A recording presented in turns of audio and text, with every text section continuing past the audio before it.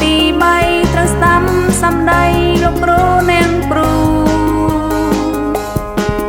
5 6 4 5 6យើងលើកដៃឡើង7 8 9 7 8 9លើកដៃសំពេង10 10 10 10 10 10 10ជាធ្វើអរគុណ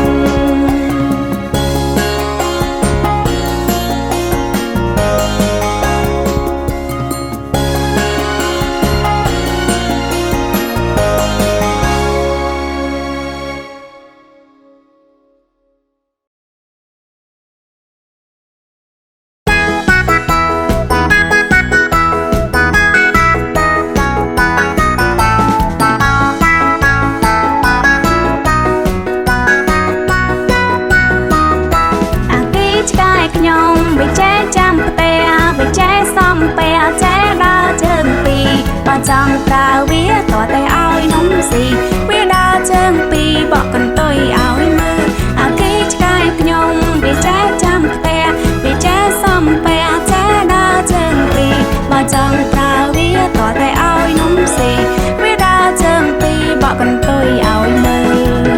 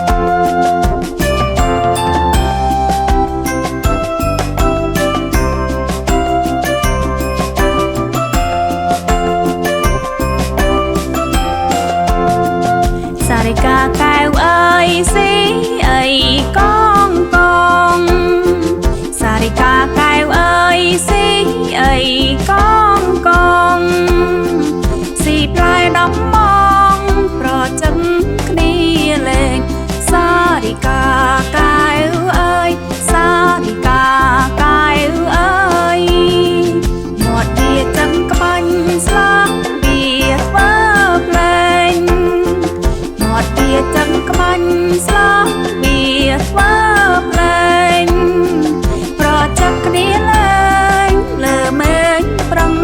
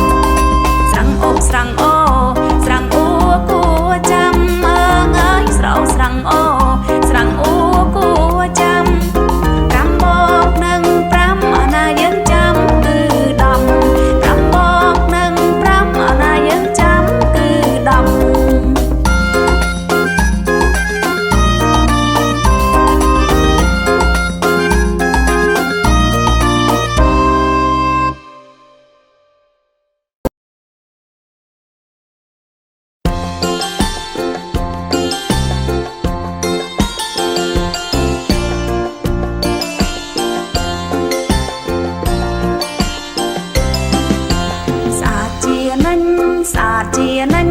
យើងកុំភ្លេចត្រូវសំអនកាយមុនពេលកាយមុនញ៉ាំបាយសំអាតកាយមុនទៅសាលា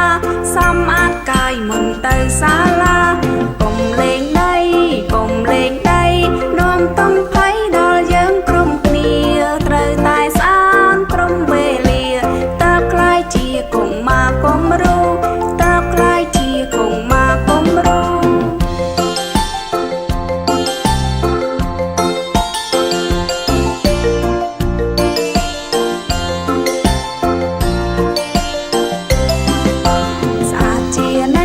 ស្អាតជា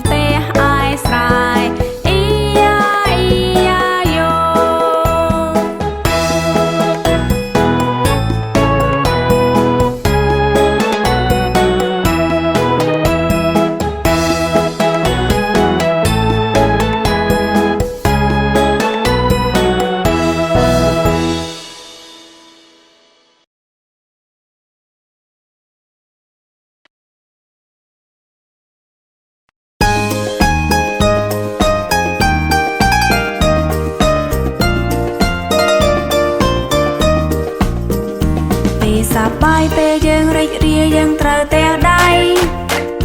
ពេលសប្បាយពេលយើងរីករាយយើងត្រូវតែដៃពេលសប្បាយពេលយើងរីករាយយើងត្រូវតែដៃយើងទាំងដៃមិនរកគ្នាបើមិនសប្បាយក៏ត្រូវតែដៃ